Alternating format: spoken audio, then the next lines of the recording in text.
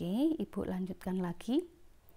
Kalau sebelumnya tadi adalah bias classifier untuk menghitung data yang sifatnya adalah kategorikal ya, data 0, 1, data high sama low. Oke, bagaimana kalau data inputannya ini bukan kategorikal tapi numerik atau data continuous? Misalkan tinggi badan Anda hitung sentimeternya gitu ya, atau berat badan berapa kilogram, 30,5, 40,1. Bagaimana kalau datanya adalah seperti itu, continuous numerik seperti itu? Oke, menghitung priornya sama, tidak masalah. Yang berbeda adalah cara menghitung conditional probability. Kita menggunakan distribusi Gaussian membantu kita untuk melihat berapa sih peluang dari data tersebut terhadap keseluruhan data latihnya ya. Kita gunakan rumus univariate normal atau Gaussian distribution. Oke, rumus menghitung conditional probabilitasnya adalah seperti ini. Jadi Anda membutuhkan standar deviasi, Anda membutuhkan mean atau rata-rata. Ya, priornya sama menghitungnya. Ini berbeda di conditional probabilitasnya. Oke, kita pakai contoh. Misalkan Ibu punya data seperti ini. Jadi ada contoh klasifikasi telur baru atau busuk berdasarkan ketinggiannya ketika dimasukkan ke dalam air. Ya, misalkan kalau ketinggiannya, jadi kita ambil data 7 buah telur gitu ya. Kalau 0,5 dari dasar maka dia baru. Kemudian kalau 2,5 dari dasarnya ketinggiannya maka dia ada kategorinya busuk misalkan. Nah, kalau ada data dia ketinggiannya 1,8 cm, kelas telur baru atau telur busuk gitu ya. Oke, kita hitung. Oke. Nah, sama. Cara menghitungnya adalah kita cari mean dan standar deviasinya dulu ya. Oke, untuk kelas baru kita hitung meannya tadi ketemunya adalah jadi yang ini ya, kelas yang baru. Jadi kita potong separuh di sini, kita hitung mean standar deviasinya, kita hitung mean dan standar deviasinya masing-masing kelas.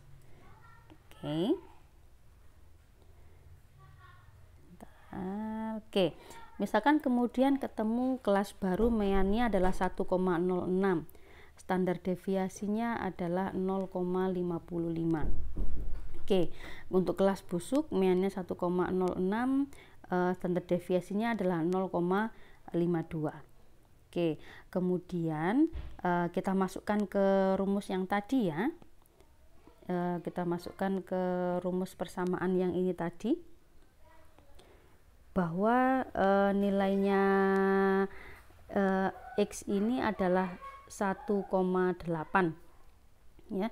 Misalkan kita hitung untuk yang di kelas, misalkan gini, kita hitung, tulis di sini aja, berapakah peluang dari kelas baru pada data 1,8, berarti 1 dibagi oke, tadi berapa ya, maaf 1 dibagi 1,06 dengan 0,55. Oke, 1,06 sorry sebentar, 1 dulu ya. Oke,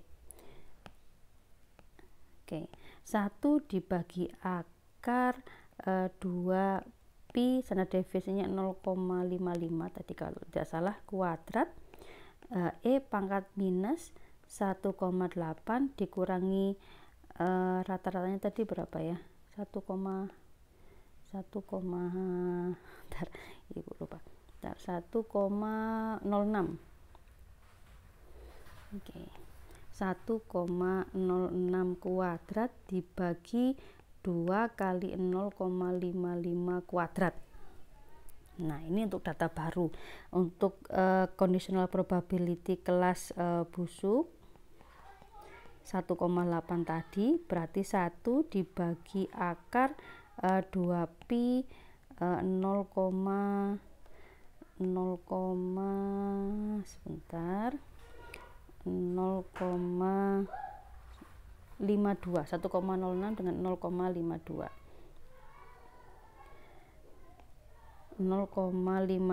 kuadrat dikalikan E pangkat minus 1,8 dikurangi 1,06 kuadrat dibagi 2 kali 0,52 kuadrat. Udah kita hitung ya. Setelah kita hitung semuanya, maka kemudian hasilnya diketemukan kelas conditional probability untuk kelas baru adalah sebesar 0,3, di kelas busuk adalah 0,28 ya. Oke, beda tipis nih conditional probabilitasnya. Kemudian prior probabilities kelas telur baru tadi 4/7 karena ada 4 ya dari total 7, kemudian kelas busuk sebanyak 3/7. Oke, sudah, tinggal kita masukkan aja ke persamaan kelas baru. Kondisional baru di sini adalah 0,3 dikalikan 4/7. Di sini untuk kelas busuknya 0,28, di sini adalah 3/7 gitu ya, dibagi dengan evidence-nya. Oke. Kemudian ketemu untuk kelas baru, telur baru adalah 0,59, kelas busuknya adalah 0,41. Oke. Nah, dengan kondisi tersebut maka pasti data tinggi 1,8 cm dari dasar gelas tadi akan digolongkan sebagai kelas baru karena peluangnya lebih besar kan gitu. Ya, itu contoh untuk menghitung dari data yang sifatnya adalah continuous.